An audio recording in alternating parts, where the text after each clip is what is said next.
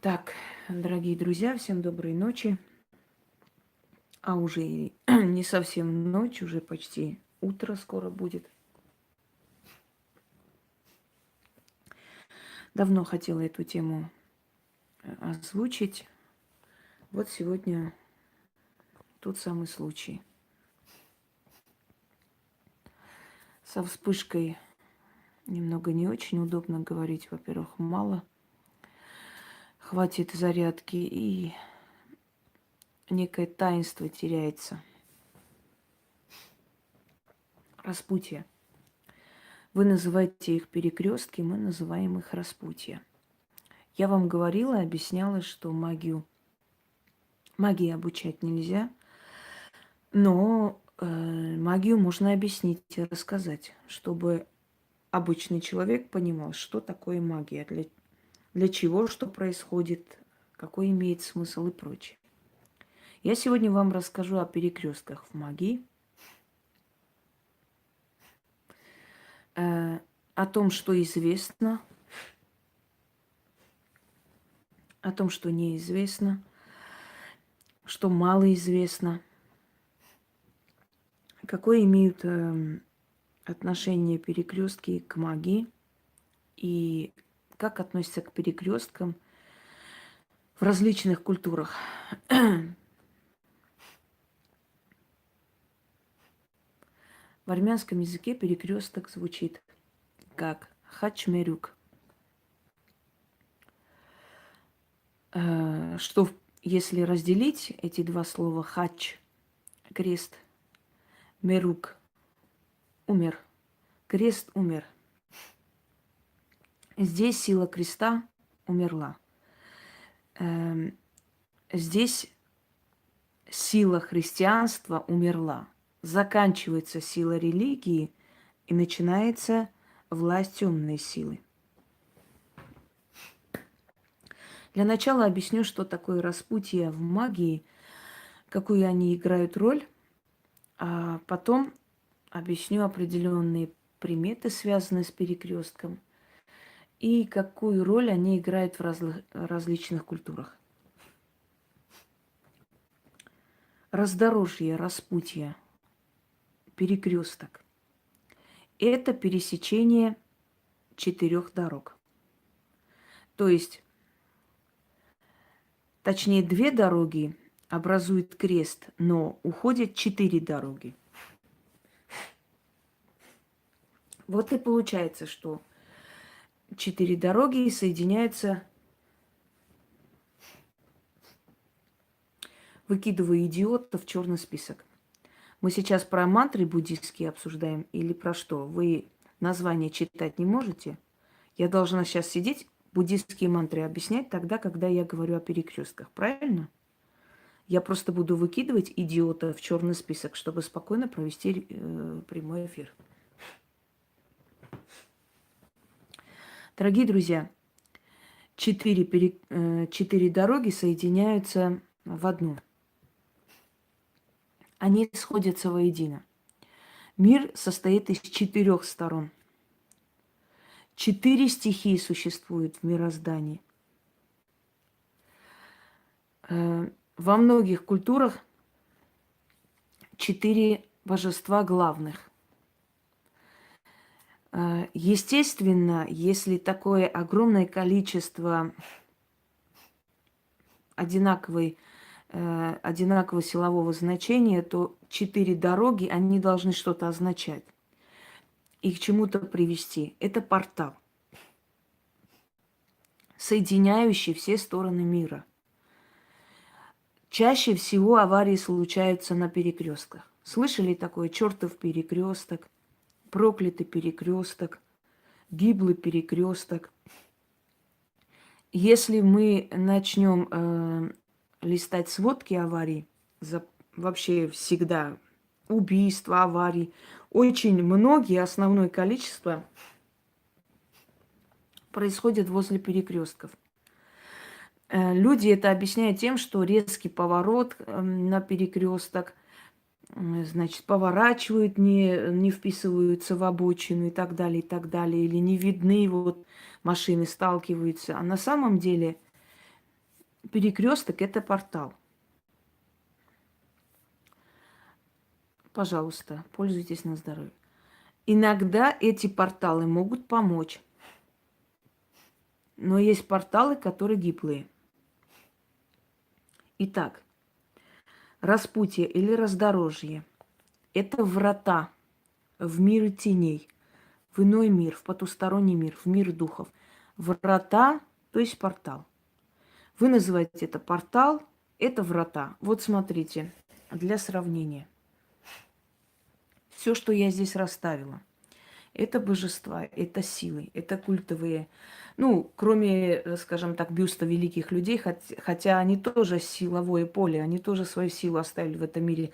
Они не боги, но они такие маленькие башки, я бы сказала. Тысячелетиями о них говорят и усиливают их эгрегор. Это порталы. Со временем они будут усиливаться и усиливаться. Это открытые ворота в потусторонний мир. А перекрестки, где тысячелетиями люди проходили, там тем более портал и ворота. Обычных людей, естественно, это пугает. Но в магии перекрестки играют огромную роль. Там можно навести порчу, откупиться и отцепиться от темных, не очень хороших сил. Там можно излечиться. Я как-нибудь вам дам заговор для излечения ног. На воду, которую нужно потом выливать на перекресток. Перекресток обладает практически такой же энергетикой, как кладбище. На кладбище можно вылечить человека, можно сгубить. Перекресток может помочь. На перекрестке можно откупиться, на перекрестке можно сделать ритуал на деньги, на перекрестке можно попросить власть, на перекрестке можно снять вековуху с женщины. Но на перекрестке можно и сгубить. На перекрестке можно и накликать. Вы знаете, что если вы станете на перекрестке, прямо посреди перекрестка, по всем 4 сторонам будете поворачиваться и громко кричать имя любимого человека, через короткое время он объявится. Без никаких ритуалов. Потому что это место настолько насыщено энергетически, что даже ритуалы никакие не нужны, чтобы вас услышали. Дорогие друзья, почему на перекрестке оставляют колдуны откуп? Почему посвящение на перекрестках лесных проходят, делают сами себе? Почему на лесных перекрестках просят жизнь врагов своих? Они очень насыщенные энергетические места. Почти как кладбище, почти как гиблые места, почти как, скажем, болотистые места, скопление духов. Почему люди посещают места силы какие-то? Почему люди те же монастыри, например, посещают и говорят, мне легче стало, хотя это на время облегчение и обманчивое. Но они же посещают туда, там скопление духов. Им кажется, что им стало легче. Но если они посещают места, скажем, нехристианские, вот они посещают места, где были древние храмы, капища. Они безопасны? Тоже нет. Не каждый человек выдержит эту энергетику. Когда говорят, вот места силы, некоторые там каждый день выставляют, вот я на местах силы была, я такая сильная ведьма и так далее, и прочее, прочее. Эми, я вас поняла, спасибо большое, мне очень приятно. Когда все время выставляют вот такие вещи, это не говорит о том, что эти люди вернулись оттуда прямо полные сил и энергии. Это может быть и наоборот хуже, потому что в таких местах и подселение бывает. Знаете, иногда человек посетил такое интересное место, там какой-нибудь, скажем, все что угодно, замок средневековый, где короли были и так далее, и так далее. Но там были еще и тюрьмы, там были и казни. Я знаю людей, которые в Тауэре, в Англии, посетили место обезглавливания Анны Болейн.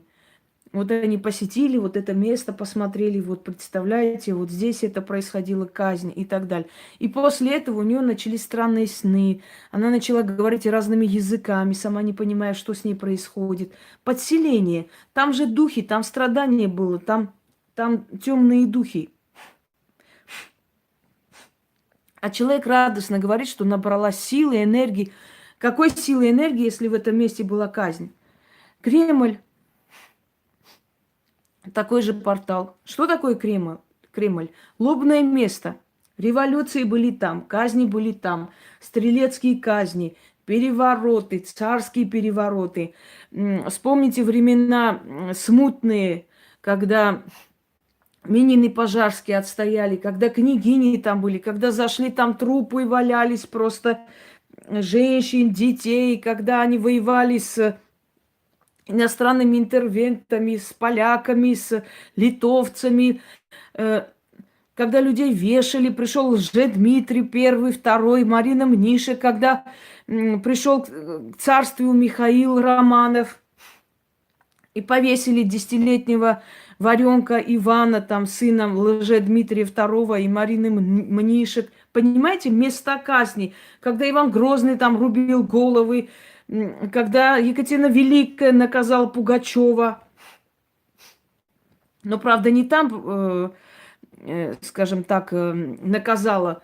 Ну, вот это место общей площади, она на самом деле охватывает вот это все это место, понимаете, казни, убийства и так далее. И поэтому очень часто, когда фотографируются, там сущности выходят, там выходят всякие разные изображения, души людей, духи и прочее, прочее. Так вот, вот это все порталы. И вот похожей энергетикой обладают и перекрестки. Я не говорю, что через перекресток проходить нельзя. Я говорю, что в перекрестке, на перекрестке подбирать всякое нельзя, но мы сейчас до этого доберемся. Так вот, хотите позвать своего милого? Стоите посреди перекрестка, на все 4 стороны, поворачиваясь, громко зовете его имя, как будто он там где-то писает, извиняюсь, Вася. И через короткое время он даст о себе знать. Это не говорит о том, что у вас будет любовь и прочее. Это говорит о том, что он отзовется.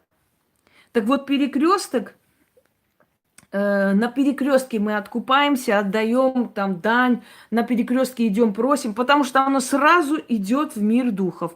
Это ворота, портал. Почему вы откупаетесь под деревьями? Считается, что на деревьях живут духи. Духи передают потусторонний мир то, что вы просите. Вот вы попросили, там сняли порчу, принесли все это, кинули под дерево, да, или закопали, оставили откуп, сказали, откупаюсь. Вы сказали для них, откупаюсь, для этих духов, и ушли. Вот через портал духов это все ушло туда. Дерево корнями уходит в мир мертвых. Корнями идет темный мир. То есть там-то мира нет духов под землей, но есть энергия земли. А ветки поднимаются наверх, да, в белый мир. Именно поэтому дерево имеет энергию и мертвого мира, и живого мира. Она между мирами стоит. Но если под деревом вы откупаетесь, оставляете и отправляете сигнал тем духам, которые всегда были с людьми и всегда их слышали, помогали, на перекрестке портал немножко иной. На перекрестке портал темных сил. Это врата в темный мир. В мир духов, в мир демонов. В африканской вообще магии, да, магии вуду. Элегуа, открыватель перекрестков. Пока его не позовешь, Элегуа или Легба, по-разному его называют, пока его не позовешь, пока не попросишь открыть перекрестки, да, на печку тоже кричат, и с дымом уходит. Это бытовая магия называется, я об этом говорила. Магия, которую знали наши предки. Бытовая магия. А именно поклонение. Просьба и получить. Вот легба и легуа. Когда начинаешь заговор вуду, нужно попросить его открыть перекрестки. То есть открыть порталы к богам. Только через него боги слышат просьбы. Так считается в магии вуду. Что если не открыть перекрестки, то тяжело, очень тяжело этого добиться. Только когда ты много лет практикуешь и работаешь с силами вуду, да, тогда можно сразу получить. Или когда тебе дает ведьма. Та ведьма, которая знает, какие нужно говорить слова, чтобы сразу духи услышали. Но если человек не знает, как это все происходит, если человек с этим не знаком, ему сначала говорят, нужно открыть перекрестки, чтобы тебя услышали. Так вот, перекресток – это место, где встречается мир духов и мир живых, где встречаются врата в темный мир, где открываются порталы и где сразу же уходят сигналы, то есть уходят посылы туда, куда нужно.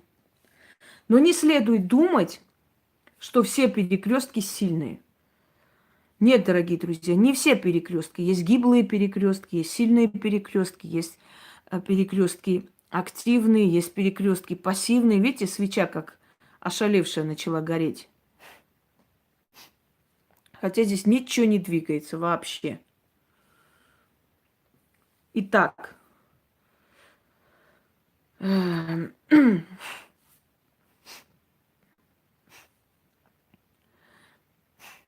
как работают с перекрестками ведьмы? Они должны прийти к этому перекрестку и просить, призывать. Они призывают сущности, силы, то есть отправляют посыл, чтобы те воплотили их в реальность. Смотря какой посыл. Может быть, они пепел фотографии своего врага или волосы приносят, рассеивают по перекрестку и просят его наказать, чтобы все порталы открылись, чтобы все духи всех сфер за него взялись и наказали. А может, наоборот, приходят и просят за человека, чтобы перекрестки открылись, и все духи начали ему помогать и дали ему возможность спастись. Потом откупаются, расплачиваются. Дорогие друзья, духи питаются молекулами, то есть ароматом еды, напитка и так далее. Они берут себе энергию для того, чтобы исполнить. Я извиняюсь, конечно, но ты когда за лошадьми, то есть когда лошади тебя везут, да, то ты кормишь этих лошадей, чтобы у них сила была. Они должны есть, чтобы суметь бегать. То же самое. Если ты призываешь духов, ты должна их чем-то кормить, чтобы они исполнили то, что ты хочешь. Ты должна им энергию дать.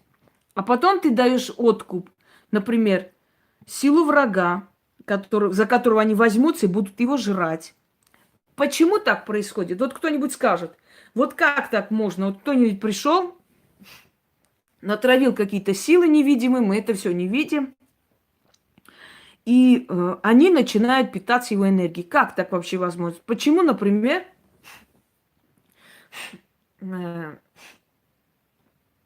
кто-нибудь должен натравить на меня какие-то силы? Начнем с того, что не у каждого человека есть сила на вас, на кого-то натравливать. Когда мне начинают писать о том, вот моя соседка колдует, моя свекровь колдует, моя бабушка колдует, еще кто-нибудь, мне смешно. Вы думаете, что каждому человеку духи подчиняются и будут наводить на вас смерть? Если вы так думаете, вы глупые люди. подобного ранга духи, которые должны наказать, сжирать жизнь человека, они подчиняются только человеку силы. Если человек силы, кто-нибудь скажет, а вдруг человек не виноват, а на него человек силы навел. Исключено. Исключено, чтобы человек был не виноват, и пришли, заказали, я взяла и навела на него. Если я наведу на невиновного, оно сработает. Но я за это получу определенное наказание. Или меня остановят. Исключено. Чтобы на невиновного человека навели, и оно дошло. Если человек невиновен, его приведут и спасут. Но почему на человека можно навести, на невиновного? Объясняю. Если у человека род проклят, если у человека родители прокляты, если у человека связь с человеком уже проклятым, он может из-за них пострадать. Род не защищает человека. Род слабый. Вот взяли, навели на человека, он не виноват. Вот ребенок родился больной. Он не виноват. Спрашиваем, почему? Почему ребенок не виноват, он страдает? Вот он родился дауном. Почему? А помните, я недавно вам сказала, собачья кровь. Род сам себя извел, род себя довел до этого. Род не осудил брак между братом и сестрой. Род с этим смирился. Род наказался. И ребенок рождается больной. Наказание рода. Да, он не виноват, но он тащит крест своего рода. Он отвечает за них. Хочешь, не хочешь. Это вселенская справедливость. Кто-то был чекист, расстреливал молодых людей, убивал их по подвалам и так далее, пытал. Его дети, внуки приходят ко мне, и я говорю, вы знаете, у вас дед убивал молодые жизни. Вы сейчас вот все молодые, то наркоманы, то алкоголики. Замуж выходят мужья, то бьют, то непонятно что делают, то умирают. У вас, у молодых, нету жизни, потому что ваш дед уничтожал роды. То есть рода, если правильно сказать. Род уничтожал. Вот его род уничтожают. А мы же не виноваты. Да, вы не виноваты, но вы отвечаете за них. А где тогда будет справедливость? По сути, вот то, что получает род, это вселенская справедливость, дорогие друзья. Вселенная справедливо наказывает род. Потому что Вселенная нам говорит, не забывай, за твои подлости отвечают твои дети. Вот сегодня человек, например, я устала. Вот сегодня человек делает тебе гадость. Ты добиваешься успеха, поднимаешься. Человек приходит, начинает звонить на твою работу и говорить, там увольте, вот он педофил, его там подозревали, туда-сюда. Начальник зовет и говорит, увольняйся, мне проблемы не нужны. Человеку сломали жизнь. Берут, кидают в соцсети.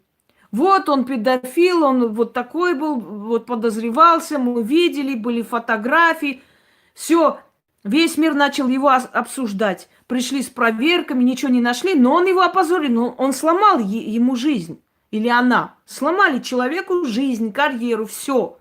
Все сломали, разбили. Человек пошел, повесился. Потому что безысходность. Хотя у него могло быть прекрасное будущее. Но он не смог побороться с системой, с травлей. Не смог. Начали ему подъезд обрисовывать. Сидит тварь, хихикает и говорит, вот, я с тобой справился. Я знаю случаи, когда показывали недавно полоумная бабка в каких-то комментариях ее обидела какая-то женщина, она начала звонить в соцопеку, говорит, что отец детей насилует. Она начала милицию, прокуратуру. Эту семью проверяют каждый день. Она говорит, я уже устала, я ходила по всем инстанциям. Эту тварь старую, ей позвонили журналисты, говорят, а вы их знаете, почему это делаете? Хочу и делаю, это мое право.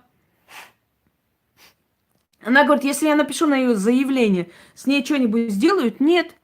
Это ее гражданская позиция, она обязана сообщать, если подозревает. Вот тварь сидит и хихикает, она портит, поганит жизнь людям. Вот это старая мразь. Пока она не сдохнет, эти люди не освободятся, потому что выхода нет. Замкнутый круг.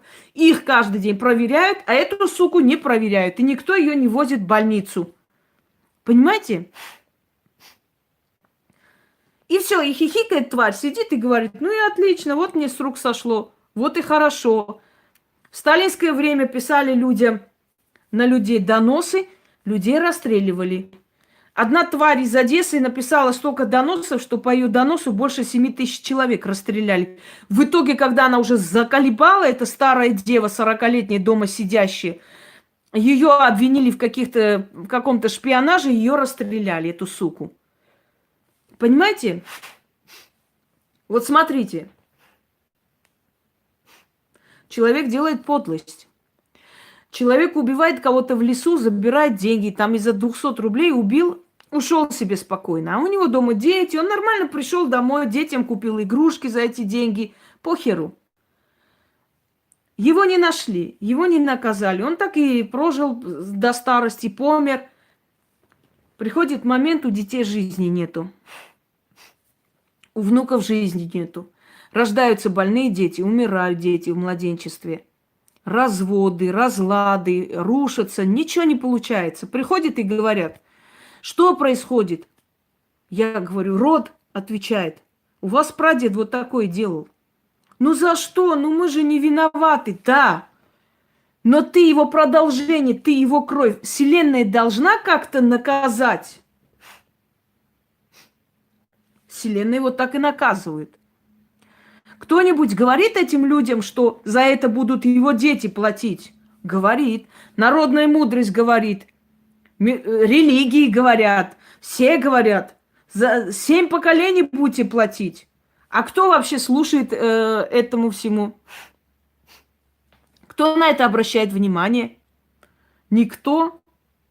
Никто не обращает. Всем пофигу. Да, господи, какие дети будут отвечать? Фигня это все. Вот, дети, внуки, правнуки начинают отвечать. Так вот, на ваш вопрос, невиновный человек почему страдает? Потому что предки сделали.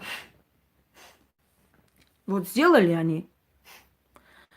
И ты будешь страдать, пока ты не придешь, пока ты не попросишь у сил, пока с помощью ведьмы это не снимется, не закончится, не закроется, ты будешь страдать. А почему? А потому что когда уже срок подходит, когда этот род уже расплатился, тебя подсознательно направляют. Иди себя спасай, все. Срок закончился, все, хватит. Твой род заплатил за это, отсидели вы все. Иди освобождайся. Ты идешь, откупаешься, ты идешь с помощью жертв, отдаешь это все, откупаешься и спасаешь себя. Понимаете? Абсурда нет. Все закономерно и логически расставлено.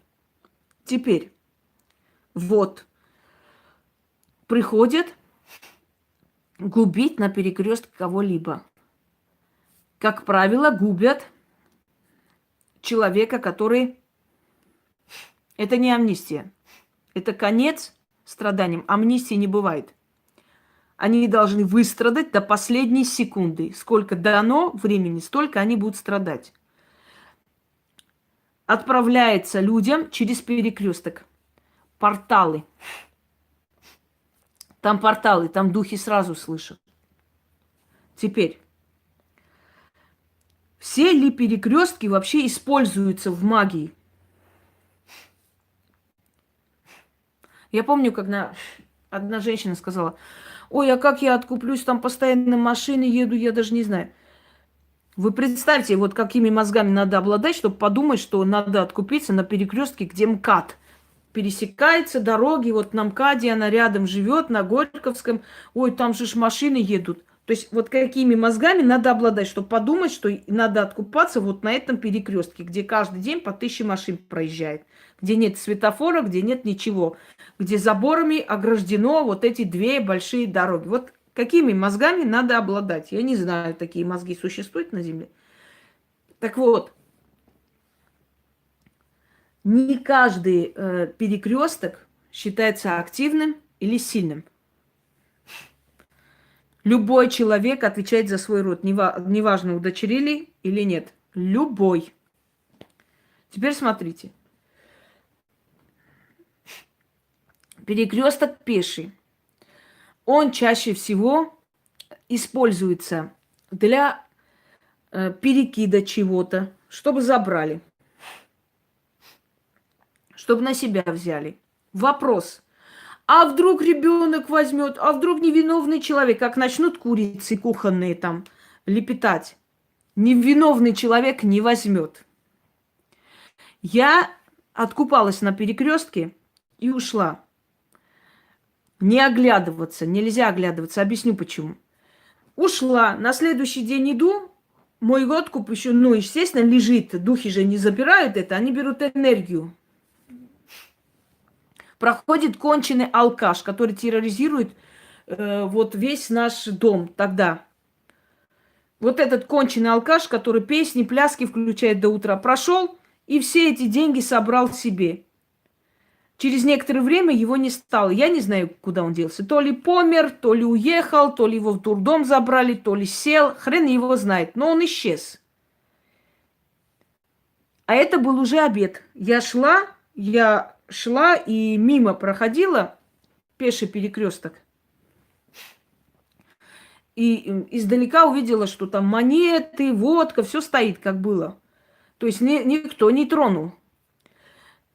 Тронул кто?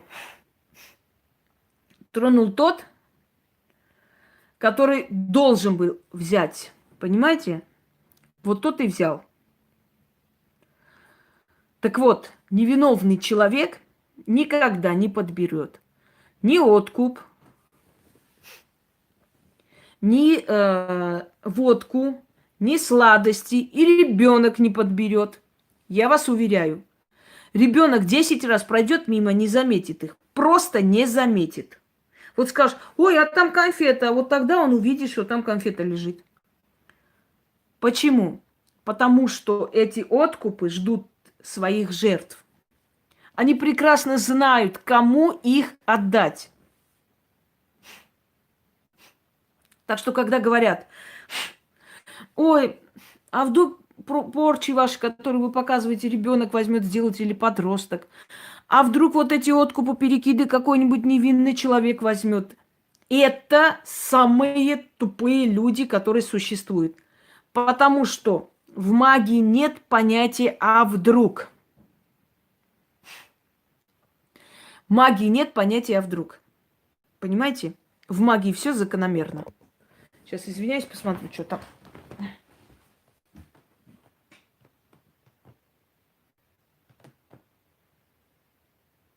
У нас тут постоянно эти, наверное, шишки падают. Какой-то звук был непонятный. Ну ладно. Далее.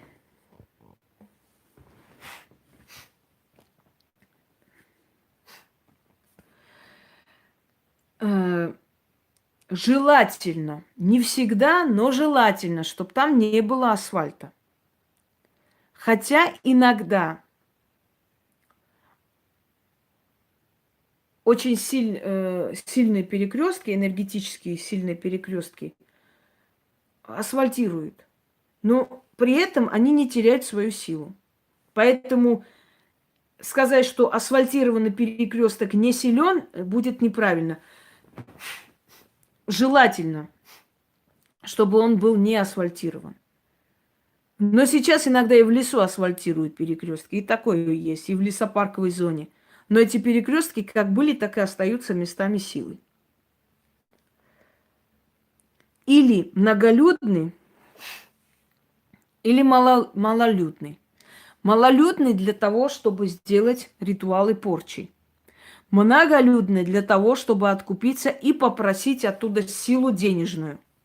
Потому как кидаешь туда маг, например, сыпешь и говоришь, сколько ног ступает на этот маг, столько денег в мой кошель. Или берешь с этих перекрестков пыль или песок, собираешь воедино и читаешь похожий ритуал.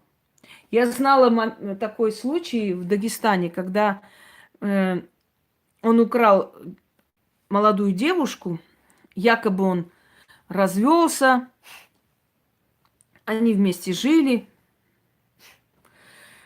родня приняла, участвовала в этом мракобесии. Все знали, что он за фрукт и зачем он это сделал. И когда она родила ребенка, они ее выгнали. Они ее просто выгнали за ворота, прям с роддома взяли, привезли домой, выгнали, собрали вещи и сказали, что им нужен был ребенок, потому что его жена не может родить. Она пошла домой, пыталась вернуть ребенка через суды и так далее, не получилось. Пошла, повесилась. И мать сказала, что если вы сгубили моего ребенка, пусть у вас в роду не будет детей ни у кого. И вот ее научили, она пошла с 6 перекрестков или 66, сейчас я не помню, есть различные варианты. Принесла песок, пыль одной женщине, она заговорила и так кинула им через ворота. И вы знаете, у них начались выкидыши, они просто не могли родить. Лет на 20 у них в семьях остановилось рождение, рождаемость просто встала. Все стали бесплодны. Дочери выходили замуж, их выгоняли за бесплодие, возвращали обратно. В итоге подумали, что этот род порченный, и перестали давать им девушек, и перестали брать их девушек замуж. Вот род просто остановился. И очень больших трудов и больших жертв стоило снять это. Потому что они, просто расплатились сполна, не осознали, поняли. Уже было поздно. Так что перекрестки обладают такой силой. Перекрестки могут остановить просто весь род.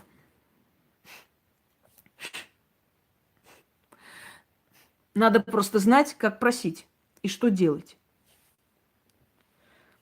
Дальше.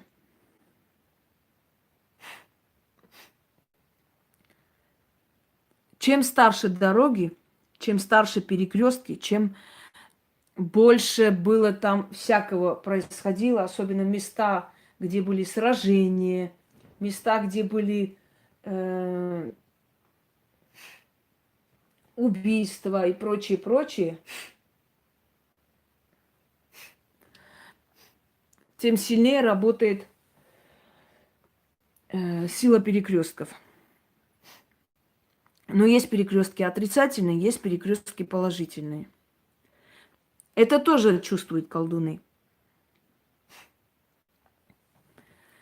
Перекрестки на кладбище. Их используют в основном для порчи или для откупа погостному духу, чтобы он послушал и помог.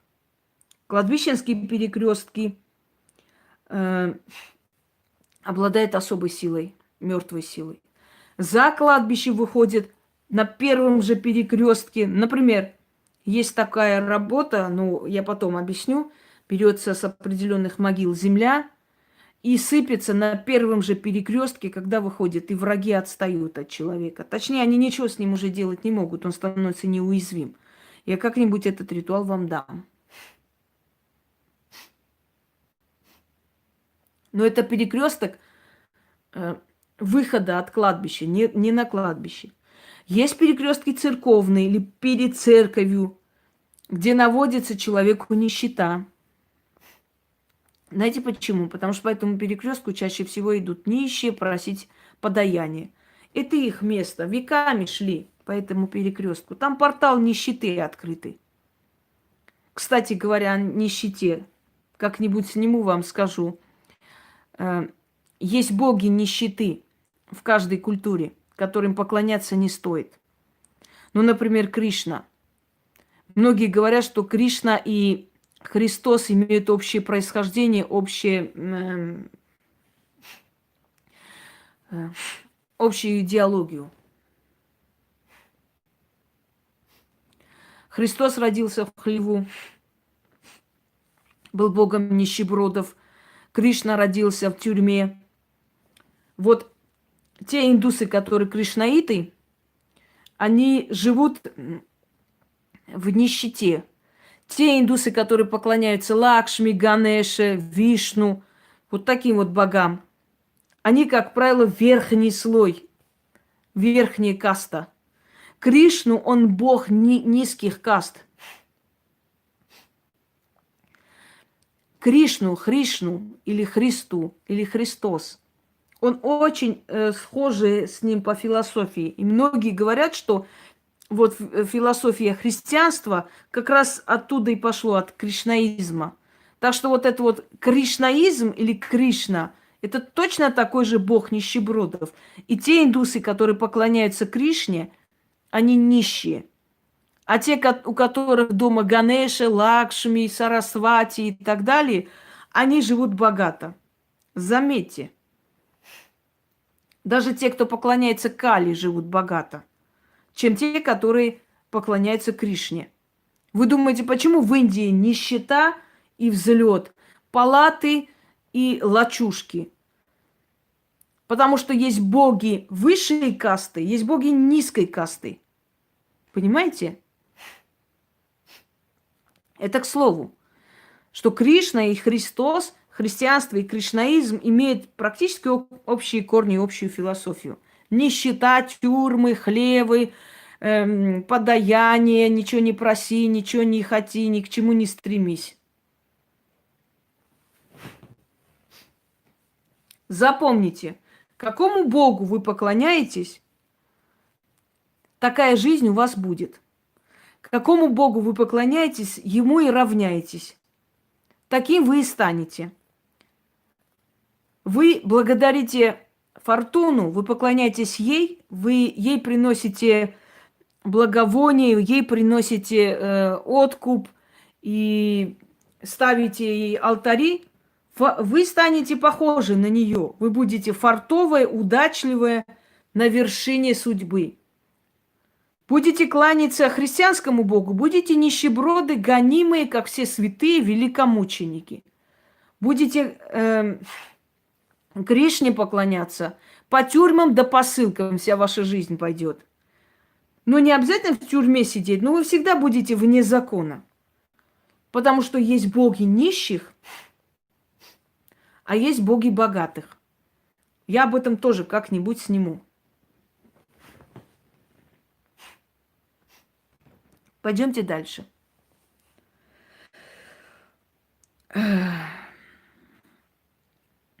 Самые сильные перекрестки для магии – это все же лесные перекрестки. Лесные перекрестки. И если на лесном перекрестке вы увидели даже бриллиант, не берите. Откупаются от смерти самыми дорогими вещами. Жадность вас подведет, если вы это возьмете. И откупается таким образом, чтобы человек, не мог устоять перед соблазном.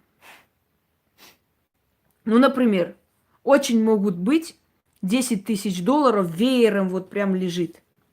Вот перешагни через этот соблазн и не бери их, когда стоит как квартира. А есть люди, для которых 10 тысяч долларов – это фигня. А они заболели и никак не могут вылечиться. Миллиардеры они. Говорят, купи золотые вещи крупные, возьми большое количество доллара и скинь на это свою смерть. Учат их или скидывают. Скинул человек, принес, вот прям веером положил на перекресток и рядом золотые вещи и пошел. Какой нормальный человек потеряет на перекрестке вот так веером деньги и золото? Никто. Откуп от смерти. Много было таких моментов, когда люди брали. Чихать они хотели. Был такой момент, когда мужчина пропил деньги, которые жена дала, для того, чтобы он купил подарок ребенку. Вот он пропил эти деньги, не знал, как пойти домой. Начал прогуливаться по кладбищу, выпивать там водку, которую оставили. И увидел могилу ребенка. И взял куклу. И понес и подарил своей дочери. Дочка порадовалась, потому что кукла дорогая, очень красивая. Вот, могила там закрытая, под навесом. Естественно, кукла свежая, сохранилась. Дождь, ничего там не тронули игрушку. Богатые родители принесли ребенку куклу. Он принес и отдал. А что вы хотите от деградированного алкаша? Вот он отдал, лишь бы жена от него отстала. Жена еще удивилась, как ему денег хватило на эту куклу. Он сказал, что там была распродажа, мол, вот за копейки просто купил. Он на этом не успокоился. Еще жене взял оттуда цветы и принес радостно день рождения, поздравил. Через некоторое время ребенок начал ночью просыпаться, кричать и плакать. И говорила, что когда я ложусь спать, открывается дверь, приходит какая-то злая девочка и говорит: отдай, верни мою куклу. Ребенок начал чахнуть и умирать просто. Не могли понять, что происходит. И посоветовали ей пойти к одной цыганке. Когда она зашла к ней, та сказала: у твоего мужа ни стыда, ни совести, а ты, шалава, живешь с таким скотом, который твоего ребенка губит. Она не поняла, о чем речь, и та сказала ей: а ты знаешь, откуда эта кукла? Это из кладбища. Неси обратно и отдай этой девочке, иначе она ее заберет. Вот она пришла, кинулась на мужа, начала бить его и пытать, где он это взял, эту куклу. Муж рассказал, где он взял. Она эту куклу взяла, повезла, извинилась, попросила прощения, оставила у этой девочки. И ребенок пошел на поправку, она с ним развелась.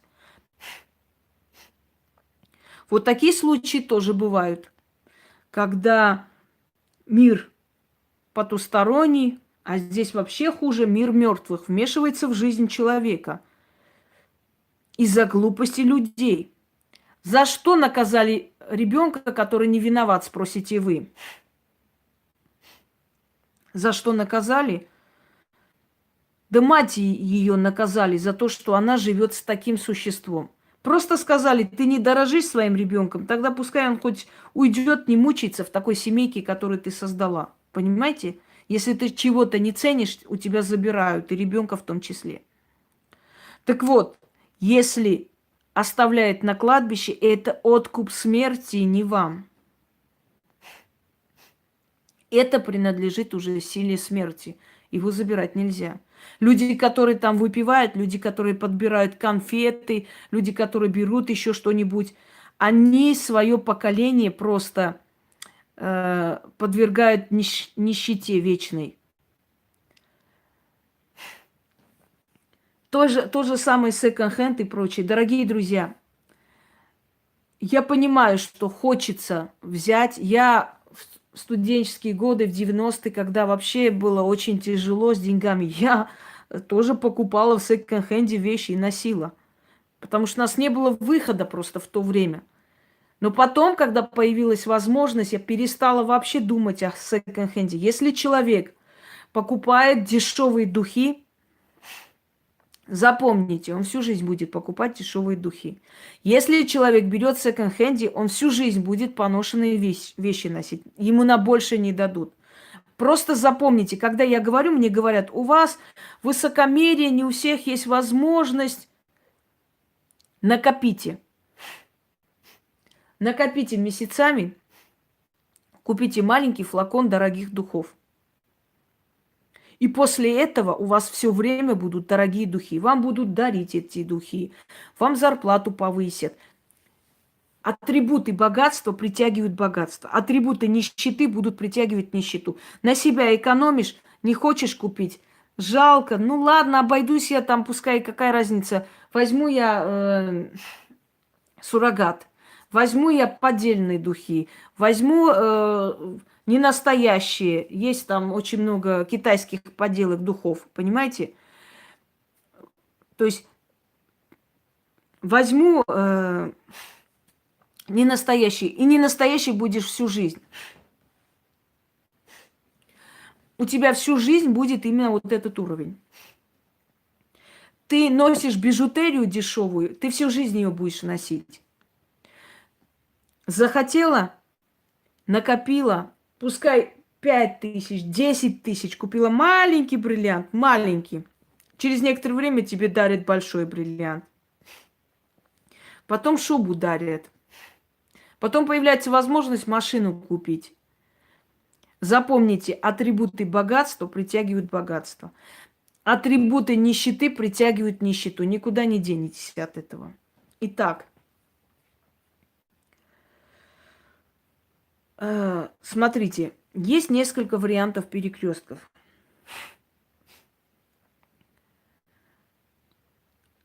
Называется перекресток вот такого образа. Х-образный. Вот так вот идет. Вот так. То есть не вот так, как крест, а вот так, таким образом. Таким образом расположенные перекрестки Х-образные, они подходят для уникальных ритуалов. То есть там можно делать и денежные, и все что угодно. Это порталы называются, скажем так, уникальные. То есть это порталы во все миры. Вот таким образом расположенные. Если перекресток вот такой, то есть он не крест, а как православный крест, скажем так, да, вот кривой. Основное количество дорог вот так идет, а здесь идет вот такое разделение перекрестков. Он в основном именуется чертовыми перекрестками. Вот такие вот, смотрите. Большие дороги вот так идут, а здесь просто идет вот, собственно говоря, разделение. То есть маленькие дороги уже идут, а здесь более большие, широкие дороги. Это чертов перекресток, вот такой. Не каждый перекресток есть чертов. Чертов перекресток вот такой, который напоминает славянский крест. Кривой, вот. Это чертов перекресток. Здесь в основном делают черные обряды. Если кому-то удается найти чертов перекресток, он, скажем так, очень удачливый колдун, потому что не всем духи показывают чертов перекресток. Надо это заслужить. До этого надо дослужиться. Не каждой ведьме покажут чертов перекресток. У меня чертов перекресток 2 штуки я нашла. Я даже здесь нашла, в лесу, чертов перекресток 2. Вот. Хотя те, кому я показала, 1000 раз проходили, они не понимали, что это такое. Дальше. Смотрите. Перекрестки матери Гекаты. Они Е-образные. Вот такие. Вот подождите секунду, сейчас объясню. Вот такие. Е-образные. Вот здесь заканчивается дорога, или идет в поле, то есть дальше бездорожье, дороги нету.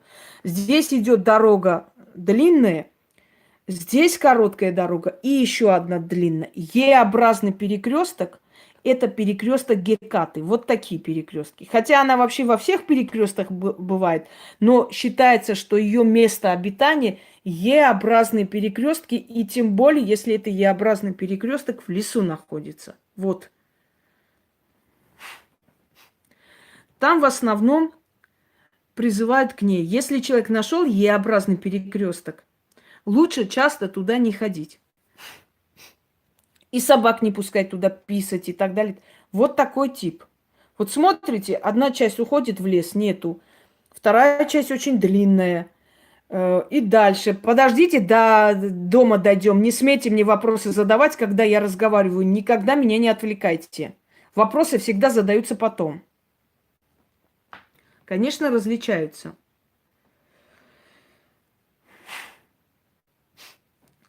Трехпутный перекресток. Букву В. Вот. Вот так. Вот так идут, пересекаются дороги и здесь заканчивают. Ну, может быть, даже вот чуть-чуть. Вот так вот даже.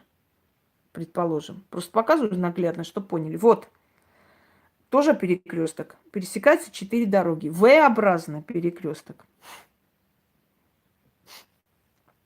Называется перекрестки преисподней. Считается, что здесь можно связываться с духами преисподней. Смотрите, вот пришло, вниз ушло, пришло, вниз ушло. Дальше ничего нету, преисподней. Вот. Дальше. Если перекресток, где встречается огромное количество дорог. Вот так прямо. Во. Вот прямо Ж-образный перекресток. Там различного типа есть перекресты. Это называется демонический перекресток.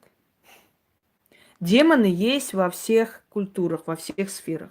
То есть это перекресток, где встречаются демоны всех наций, всех времен, всех направлений, всех магических школ, всех народов, всех стран и так далее. Это называется перекресток совещания или демонов перекресток.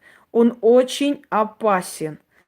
Чаще всего на этих перекрестках бывают смерти.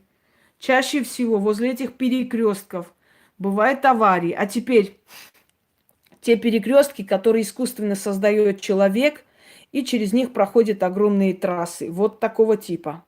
Ж-образный и так далее. Сколько здесь аварий случается? Вот таких вот перекрестках. Когда одна машина выходит, другая не успевает, подрезает. Чаще всего на таких многочисленных перекрестках происходит столкновение машин все время. И на этих перекрестках, собственно говоря, делают тоннели. Вот наверху такие перекрестки, а внизу тоннели. И, как правило, внизу в тоннелях тоже часто бывают аварии. Вот обратите внимание, возле таких вот перекрестков и дорог очень много, огромное количество рядом крестов, там памятных этих знаков, камней и так далее. То есть это аварии. Секунду, я сейчас включу зарядку и дальше продолжим.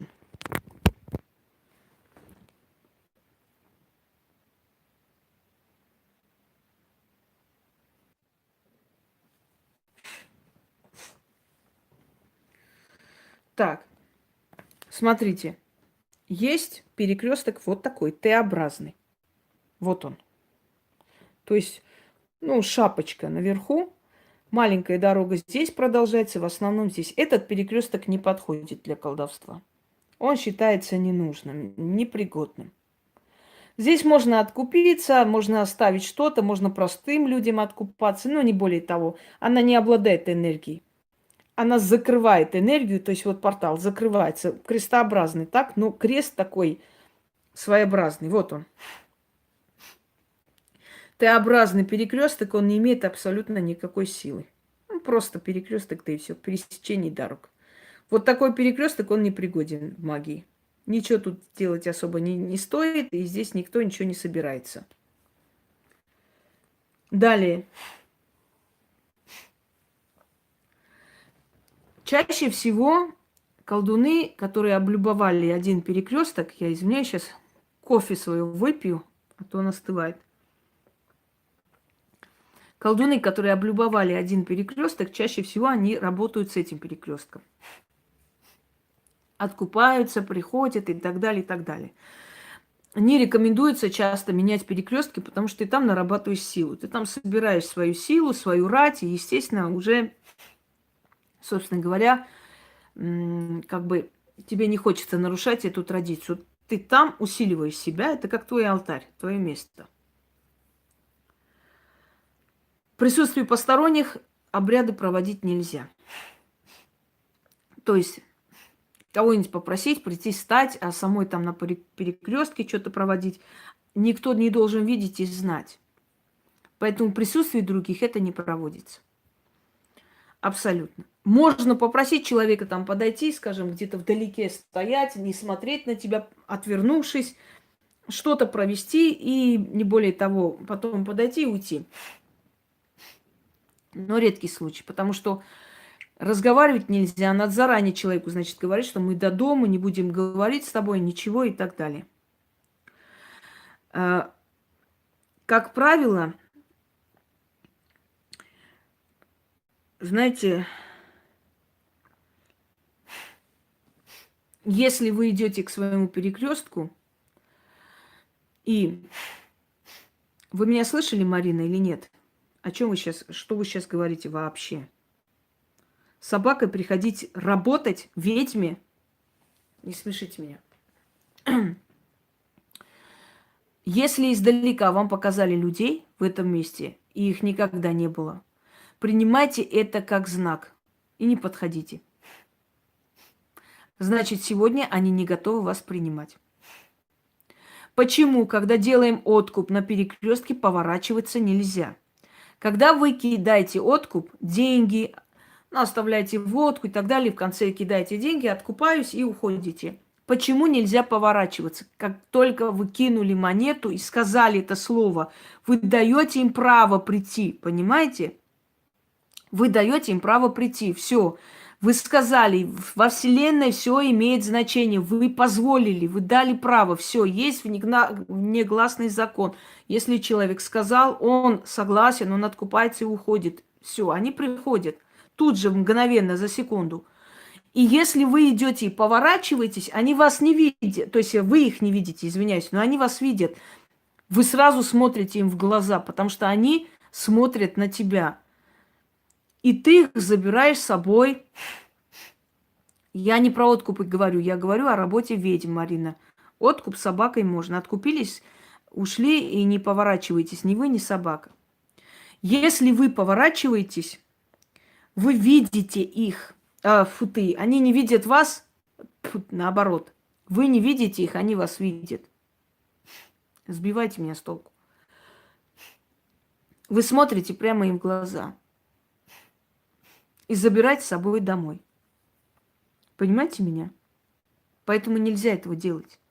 И если вы это сделали, еще раз проведите ритуал, придите, откупитесь, поверните и не смотрите назад. Вот по этой причине у вас работа может не получиться. Вы их заберете с собой. И это опасно. Ну, не скажу, что эти духи прям разорят вашу жизнь. Нет, но они могут причинить беспокойство. Пока вы снова не пойдете, не откупитесь и их там не оставите. Далее.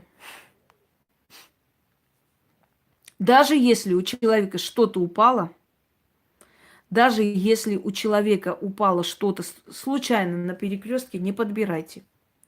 Оно уже пронизано энергией бесов. Бесы кто такие? Бесы – это низменные духи. Вот почему я не приемлю сегодняшнее чернокнижье. То есть не приемлю, не принимаю, что это есть чернокнижие и вообще это есть черничество в магии. Потому что там просто бесопоклонство, а мы бесам не поклоняемся. Мы поклоняемся богам, высшим силам, может быть, демонам. Ну никак не бесам. Бесы и что? Ой, кланяюсь тебе, бес такой-то, ой, я поклонюсь тебе, бес этот. Бес – это всего лишь низменные духи. И они подчинены колдуну, и они работают для него, понимаете? То есть это бесы, это низменные духи, которые в основном наводят страх, ужас, болезни и так далее. Они питаются отрицательной энергией. Мы не служим им, мы не кланяемся им, мы не просим у них чего-то. Далее. Откуп. Как откупаться? Положить, сказать. Вылить немного водки или вина, смотря как нужно откупаться. Иногда мед оставляем на перекрестке, иногда оставляем что-то еще, иногда драгоценности. И если нужно прям очень сильные вещи, надо прям перекинуть или снять. Поворачиваемся, через левое плечо кидаем, потому что левая сторона отвечает за магию, за деньги, за славу, за все. Правая сторона, она отвечает за настоящий мир. Левая сторона отвечает за иллюзионный мир. То есть за мир, который в нашей голове, который в потусторонних мирах, который в другой реальности, сюрреальность называется там.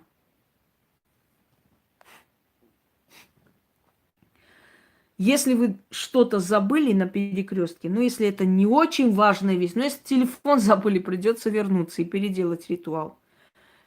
Но если вы что-то забыли, вот смотрите, даже если у вас, например, туда упало, вы за что-то откупились, вот желательно не подбирать.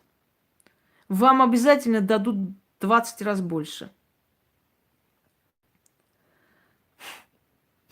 Если вы откупаетесь от болезни, вот ритуал вам сказали, вам надо откупиться от болезни, идете с перекрестка, ни с кем не разговаривайте. Даже если знакомый человек встретится, Не здоровайтесь. А как по закону подлости, как специально приводят духи именно знакомых, делайте вид, что вы не узнаете. Идите.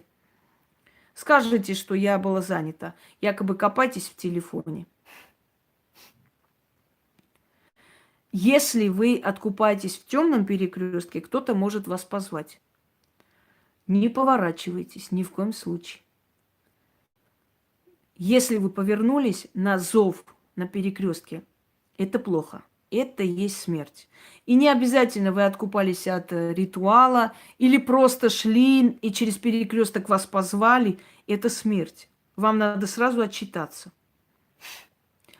Смерть зовет очень ласково.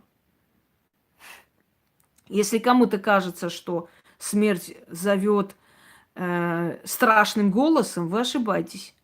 У нас были рассказы, когда женщина стояла, что, то есть сказала, рассказывала, сейчас не помню, по-моему, Елена, и что она болела очень серьезно, и вдруг сзади кто-то сказал очень ласково: Леночка, и она прям ее как будто кипятком обдали.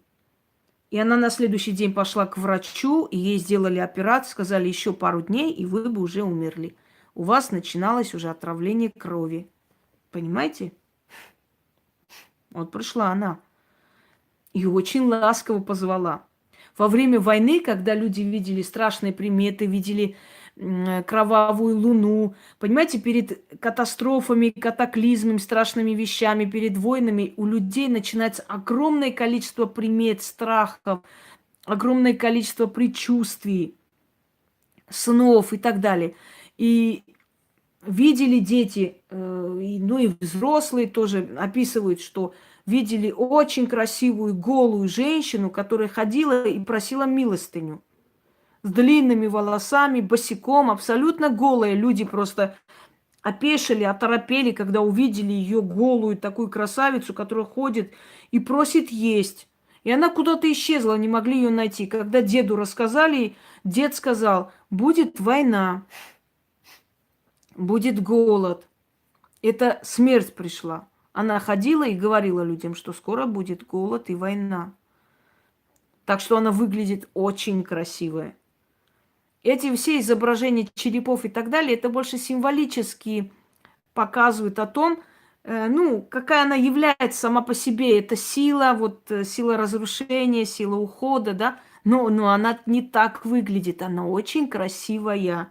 Если вы когда-нибудь видели во сне очень красивую женщину, и после этого кто-то у вас в доме умер, это она была. Ее даже все время называть-то нельзя, если честно. Так вот, если вас на перекрестке позвали, идите отчитывайтесь. Обязательно. Найдите человека, который вас отчитает. Проведите какие-нибудь чистки, хотя бы оттяните это время. Если на перекрестке вы увидели, что вам навстречу идет человек, знакомый вам, или ваш сын, друг, муж, и вдруг он растворился в темноте, значит, его скоро не будет. Вы увидели его двойника. Отчитайте, не пускайте никуда, падайте на колени и закатывайте истерику, не отпускайте его в дорогу. Он там умрет, погибнет. Дальше. Если на перекрестке вы видите, если хоть один вопрос еще мне зададут, я буду просто беспощадно кидать черный список. Я сказала русским языком. Имейте уважение, я рассказываю пока еще. Вопросы задавайте в конце. Если на перекрестке вы видите огромную черную собаку, это значит, вы под защитой духов. Не бойтесь. Обычно силы приходят, запугивая человека.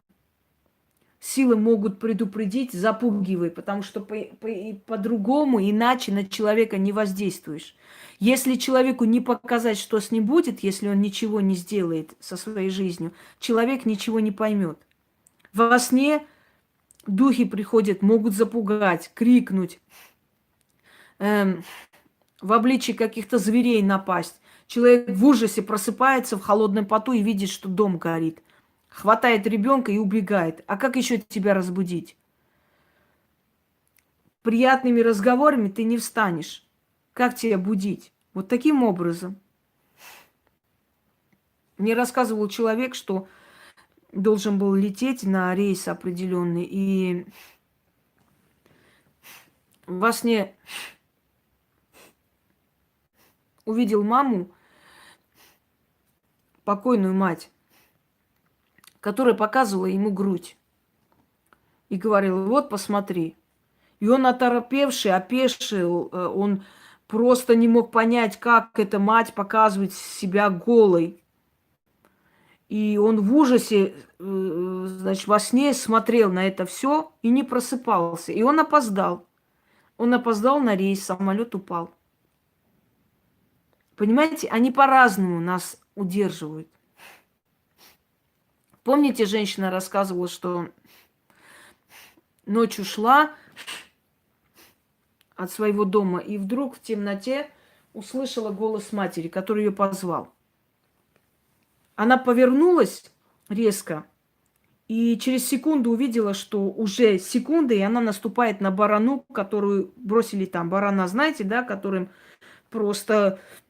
может зашампурить человека, если человек упадет на него. Разрыхляют землю. Это страшные вот острые прямо эти вот штучки.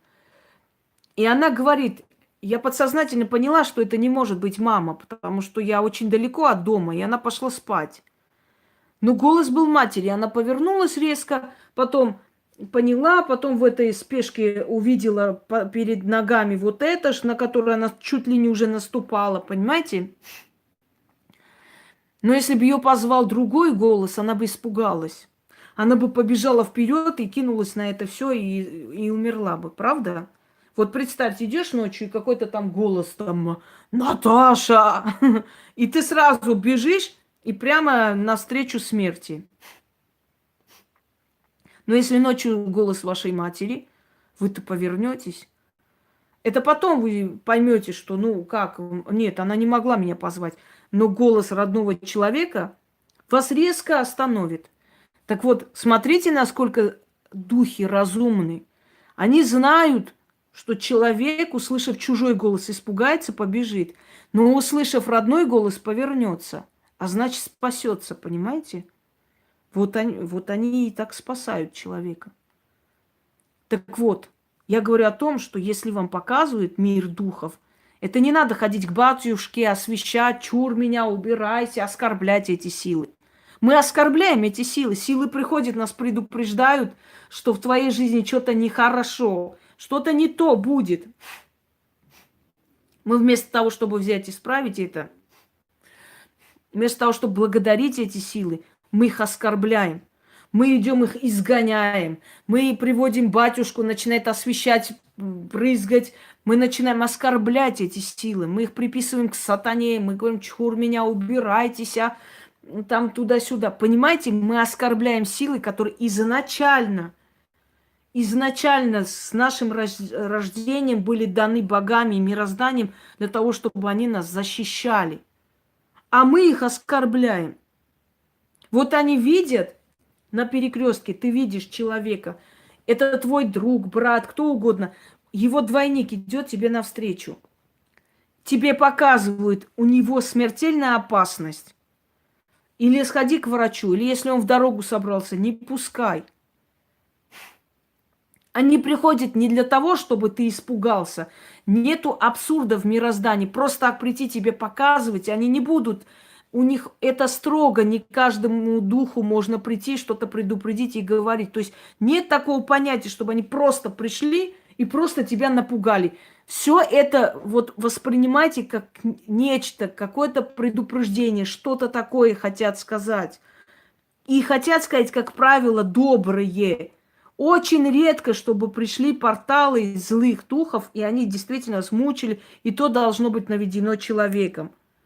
Как правило, мир духов, который рядом с нами обитает, они нам хотят помочь. Их бояться не нужно. Не воюйте с силами, которые в вашем доме. Не бойтесь их. Постарайтесь с ними найти общий язык. Постарайтесь им оставлять откупы, договориться, поговорить с ними, попросить ласково, по-человечески, они начнут вам помогать, охранять ваш дом. У всех будут бедствия, у вас нет.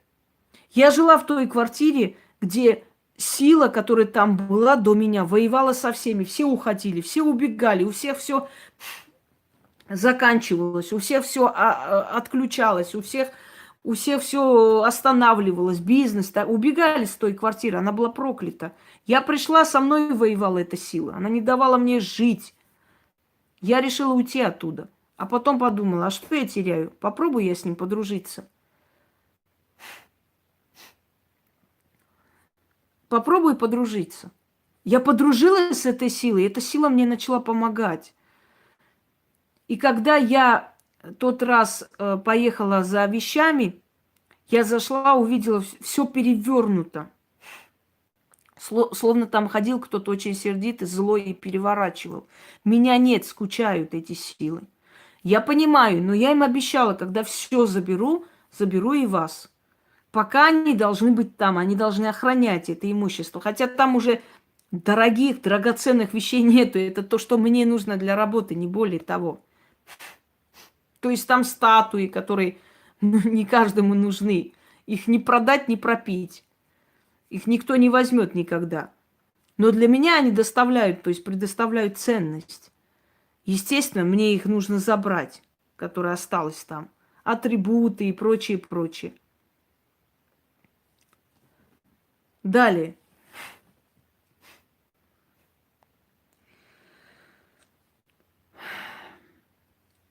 На перекрестке колдовство, оно связано с очень сильными духами.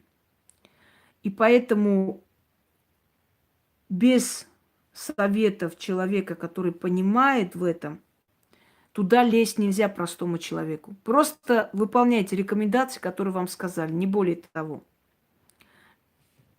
И не все ведьмы выдерживают силу перекрестков. Не все. В начальном этапе, в начальном пути моей жизни я еще с детства помню, когда у нас был больной человек, и на перекрестке оставили зарезанного петуха с определенными словами и так далее. И почему-то меня взяли с собой.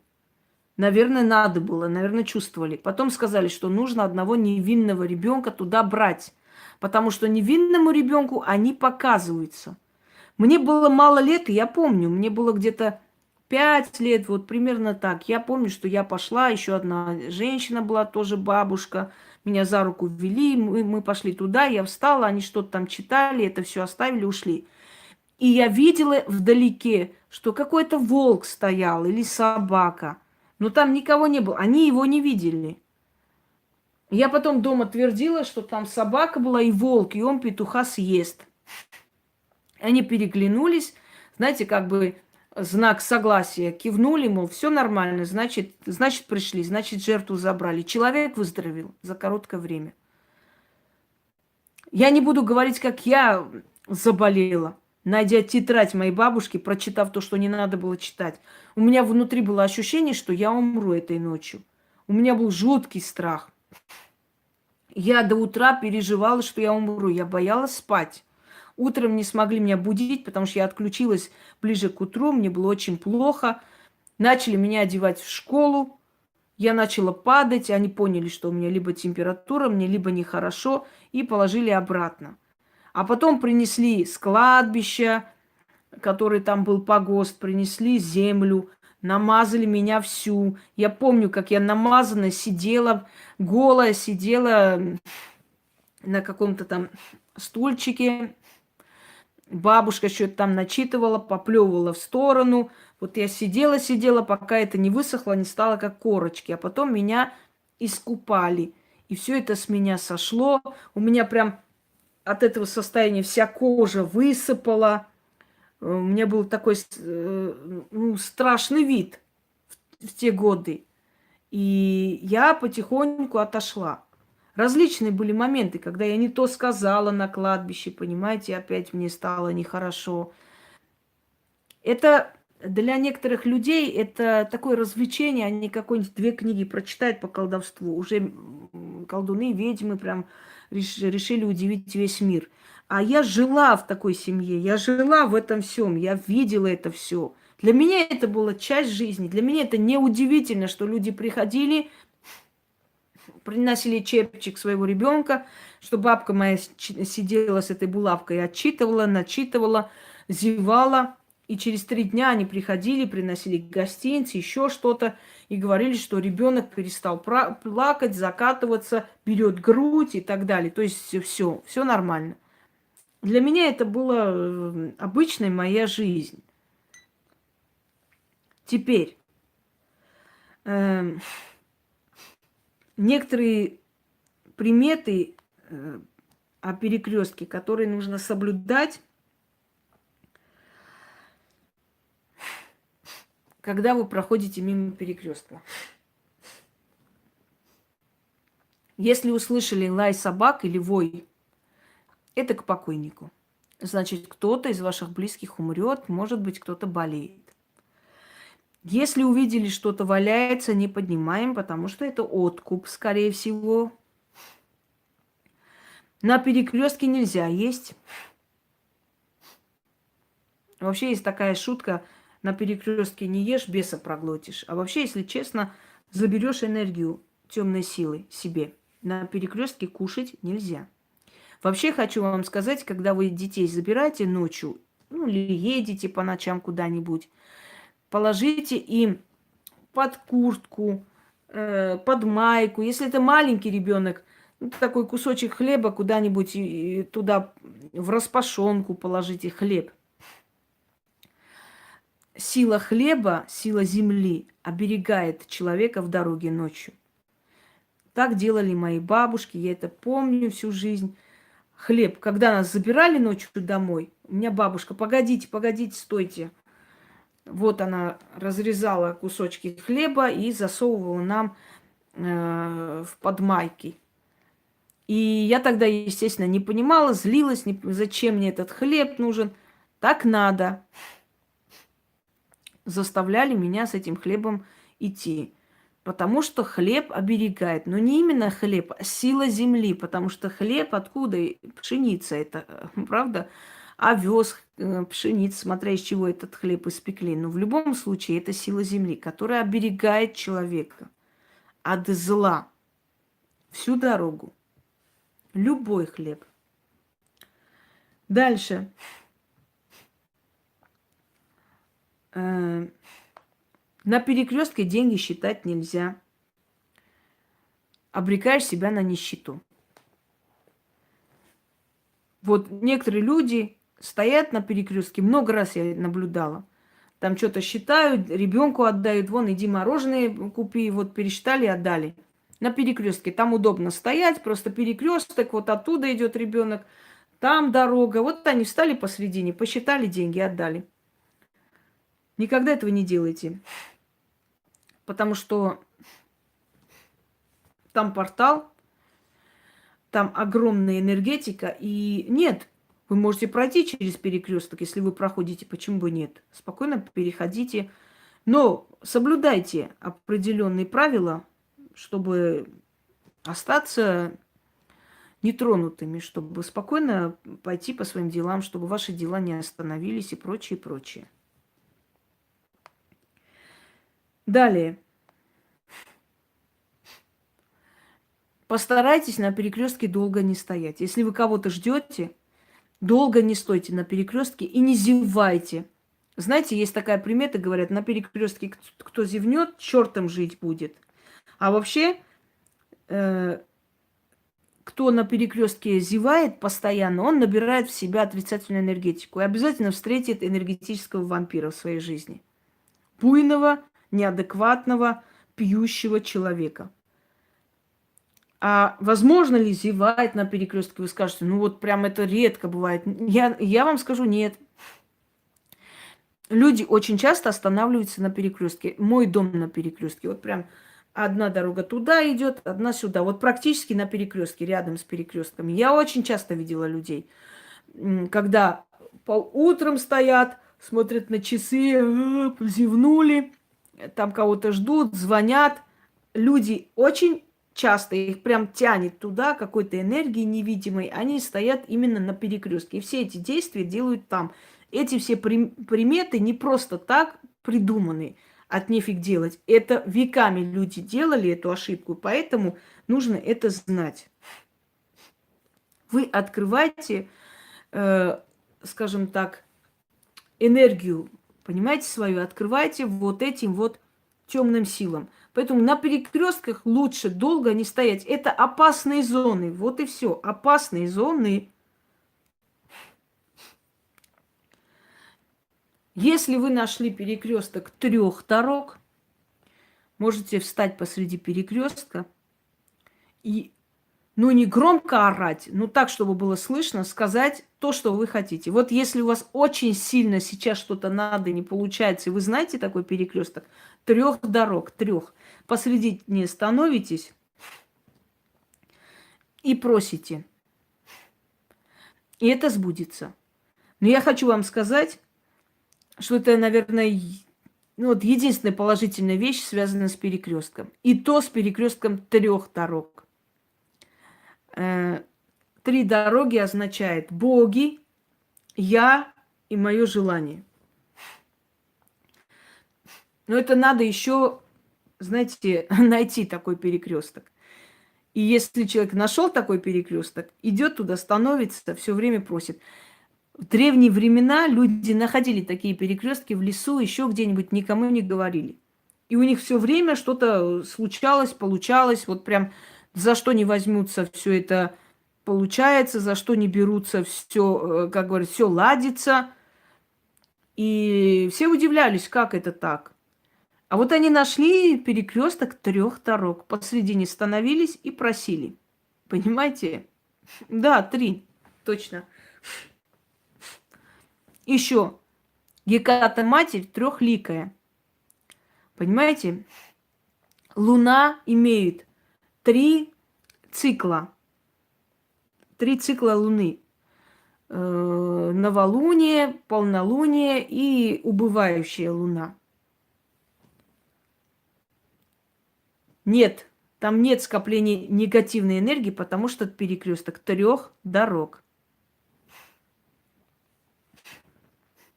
Порталы в 3 стороны, в 3 измерения. Дальше. Если вы идете по перекрестку, постарайтесь идти сбоку. Постарайтесь не ходить постоянно посреди перекрестка. Вот вспомните, если вы... вот у вас есть такая привычка ходить посреди перекрестка каждый день на работу и обратно и так далее. И вот проследите за своей жизнью, вы поймете, что у вас в жизни ну, не копятся деньги, что у вас в жизни постоянно какие-то трудности. Понимаете? И если вы постоянно будете ходить, есть перекресток 3 дорог, и можно найти. Так вот, если вы постоянно переходите через перекресток, центр перекрестка, вот прям по центру любите ходить, у вас жизнь будет меняться к худшему и к худшему. Вы все время подбираете отрицательную энергию туда и обратно. Вы будете выжатые. Постарайтесь вот сейчас вот обратить на это внимание и не по центру перекрестка, неважно, асфальтировано оно или нет, а сбоку идти. Не посредине.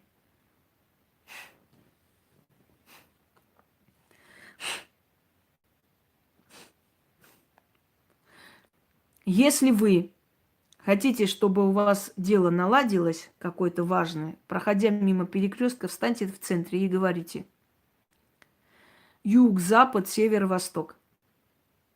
Все исполнится в свой срок. Говорите, что хотите, и идите. Это обязательно получится. И этому перекрестку принесите откуп. 4 монеты. Встаньте, киньте через левое плечо, идите домой. В этот день уже через этот перекресток не проходите. Еще раз говорю, юг, запад, север, восток. Все исполнится в срок. И говорить: вот, помогите мне там в таком-то деле. Пожалуйста, не надо Васю, Петю, еще кого-нибудь звать. Посерьезнее вещи есть в жизни, которые у вас никак не получаются.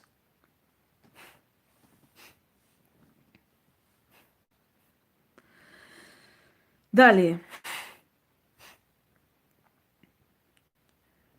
Вот если у вас постоянные болезни, я вас научу, как через перекресток излечиться. Но есть такая вещь, мыть руки, ноги, принести, вылить на перекресток и сказать, что было мое, бесам отдаю, и уйти. Через некоторое время эта болезнь начнет уменьшаться. Но если вы подождете, я вам дам более действенный, сильный ритуал.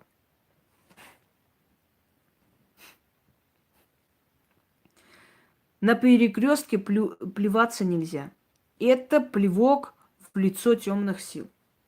Это неуважение к темным силам.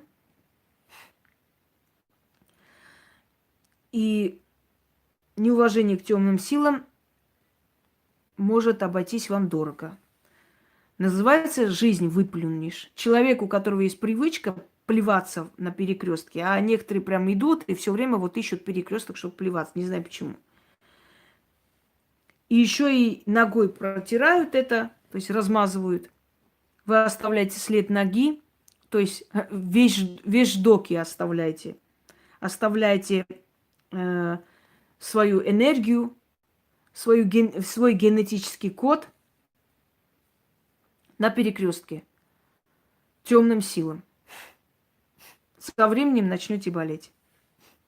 Люди, у которых есть привычка плеваться везде, и тем более на перекрестках, харкаться, плеваться, ногами там втаптывать это все и так далее, они, как правило, болезненные, болеют постоянно. Лечатся по больницам, болеют и рано умирают. Вот это знаете. Жизненную энергию плюешь. Итак,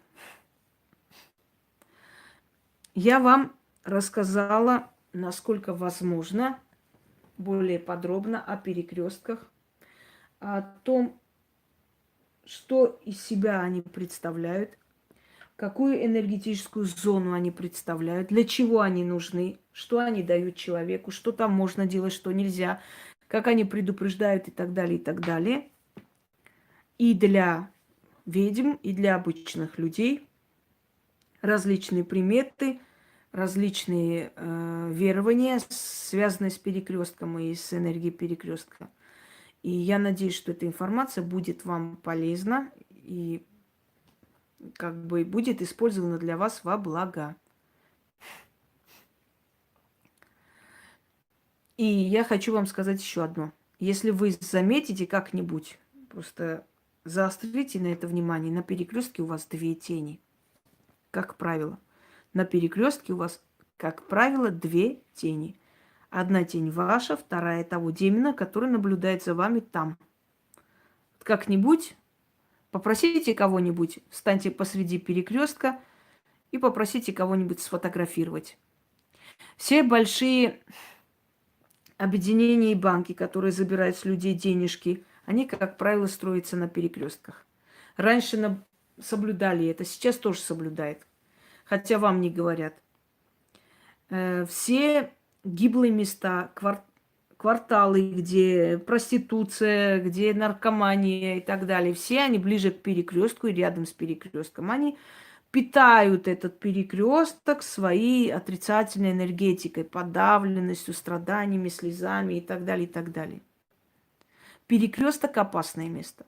Но через перекресток можно и подлечиться, и вылечиться. Точно так же, как и кладбище. Оно опасное место, но кладбище может убить, кладбище может воскресить, кладбище может помочь и так далее. У многих организаций очень много оккультных, тайных знаков, о которых мы не знаем. Нам кажется, это просто выбрали логотип такой красивый, интересный. У многих организаций оккультные знаки. Например, машина Мерседес, перекресток V-образный. Говорят, что человек, который создал, то есть создатель машины Мерседес, он же создал ее, да, он же создал ее, как бы и назвал в честь своей дочери Мерседес. Это же имя испанское, Мерседес. Так вот, вот она, V-образная. Это знак Мерседес. Ну, не совсем так, скажем так, вот таким образом, да, сделано. Вот он. V-образный или E-образный. Перекресток. Богини Гекаты. Люди, которые соблюдают эти оккультные знаки, люди, которые не просто так создают логотипы, а знают, чему следует, они свой бизнес изначально, скажем так, предохраняют, грубо говоря, от всяких нападок. Они изначально свой бизнес оберегают, защищают и открывают денежный портал. В каждом гербе есть оккультный знак. Коммунисты столько оккультных знаков привели. Звезда Давида, 1 мая, который Вальпургиева ночь. Они посвятили этот день темным силам. Люди выходят на парад, ура, кричат, все в этот день. Это день темных сил. Вся их энергетика идет в жертву темным силам. Многие люди, прежде чем захватить власть, с темными силами заключают договор. Например, Екатерина Великая и Екатерина Дашкова посвятили себя в масонство и провели определенный обряд с темными силами, когда они порезали себе грудь чуть-чуть и пустили кровь. И отдали кровь свою в жертву темным силам. И она пришла к власти. То, что она молилась, ходила в церковь, это для вас. Понимаете как? Одно дело делать вид, что ты веришь в это, другое дело следовать этому. Если ты не следуешь нищебродной религии, ты не нищеброд. Ты можешь для других показывать это. Якобы ты веришь, ну это так требует. Я, конечно, извиняюсь, но Путин, Медведев тоже идут и зажигают свечи.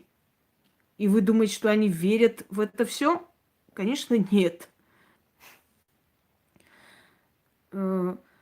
Люди, которые ради власти обязаны быть набожными, они обязаны показывать, что они верят, религиозные люди, верующие люди. Это нужно, это обязывает. Если бы в древние времена человек говорил, я не верю в христианство и читаю Библию, она мне вообще не интересна, то он бы не смог удержать власть, потому что вот эта чернь, эта толпа тупая, вот это стадо, оно бы растоптало его. Она бы сказала, вот он против христианства и так далее. Когда Петр III, то есть муж Екатерины Великой, смеялся откровенно над христианством, над религией и так далее, она этим воспользовалась и сказала, в скором времени будет католицизм, скоро православие уничтожит он, помогите мне стать царицей, и я вас буду оберегать и сохраню вашу религию. Они его не пустили на царство, народ стал камнями, палками, не пускали Петра Третьего, чтобы он вернулся в Петербург. Его арестовали, и народ был за Екатерину. Почему? Она сказала, я христианство не предам, я христианские церкви и так далее. Понимаете, она поняла, это стадо. Стаду нужно говорить, что я за вас. Но это не значит следовать стаду. Когда некоторые говорят, ну вот так вот вы говорите, а вот вон Екатерина Великая такая верующая, набожная была, и вот поднялась до власти. Какая она была верующая, набожная? Объясните мне, в каком месте? Она убила мужа, заняла трон. Первое, нарушила, не убей. Она пошла против воли Бога, помазанника Божьего, то есть Петра Третьего. Бог его выбрал, он был царь. Она свергнула этого царя. У нее было много мужчин. Она не следовала канонам. Она узурпировала власть. Она давила сына. Она казнила тех, кто мешал ее власти. То есть она нарушила все законы Библии, которые приписаны. Она, не воруя, она своровала эту власть, забрала. Не возжила имущество чужого. Она возжелала чужой власти и забрала эту власть. Не прелюбодействию, у нее было много мужиков. Правда ведь? Не убей, она убивала. Потому что так нужно было, это власть. И тогда не отрекись от матери и отца. Она отреклась от то есть от протестантизма. Она отреклась от веры своих, знаете, предков. Она отреклась. То есть она нарушила все законы, которые, свод законов, 10 законов. Но она каждый раз ходила в церковь, очень молилась, показывала свое уважение к православию. Дальше что? Показывала для толпы, для стада. Вы знаете, что Екатерина Великая первая хотела освободить крестьянство? Почему ее правнук это сделал? Он просто нашел ее письма, прочитал, что она очень хотела быть своим потомком. Она оставляет наставление, что надо освободить. Она хотела, но она понимала, что она к власти пришла с помощью дворянства. Если обидеть дворянство, они ее предадут просто. Она же... Почему она так боялась самозванства? Потому что она сама была самозванка, понимаете? Она не имела права на престол. Она должна была быть регеншей при Павле, а потом уйти 18-летию и просто тихо смотреть, как он царствует. Но она правила до конца своей жизни, то есть она сама была самозванка. Поэтому боялась самозванцев. Она не имела законных прав на престол на всю жизнь. Так где она что соблюдала-то? Где? Ради стада ходила, молилась, чтобы все говорили, как она верующая. Елизавета Петровна соблюдала, она была очень верующая женщина. Очень верующая. Загнобила, оставила этого Иоанна Антоновича, ребенка новорожденного, запрещала с ним говорить, разговаривать. Его били каждый день. Он душевно больным, умственно отсталым вырос там и умер в этой тюрьме. Екатерина организовала потом, якобы он убегал и избавилась от него. Елизавета скольким отрезала язык и сослала в Сибирь. Это верующая женщина. Анна Иоанновна была верующей. Она наказывала тех, кто принимал католицизм и предал православие, превращая в шутов, издеваясь над ними. Верующая Анна Иоанновна, которая каждый день расстреливала животных, для этого выпускали, которая замуровывала людей в наказание. Огромное количество убийств, бесчеловечности, пыток. Я говорю о том, дорогие друзья, что одно дело говорить, что ты веришь в нищебродной религии, другое дело жить согласно этой религии. Если ты не живешь согласно этой религии, значит, ты не принадлежишь к этому стаду. Ты просто для стада играешь набожную. Вот и все. Одним словом, про перекрестки я вам рассказала исчерпывающе. Я думаю, что не только Россия, но и другие страны немало повидали жестоких, бесчеловечных правителей. Так что, в центре могилы больше раз считается, да, считается перекресток. Неважно, если пересекаются дороги, даже если там дерево растет, это перекресток. Все, дорогие друзья, всем доброго утра. Я пойду, наверное, чуть-чуть отключусь. Надеюсь, усну. Немного. Всем удачи!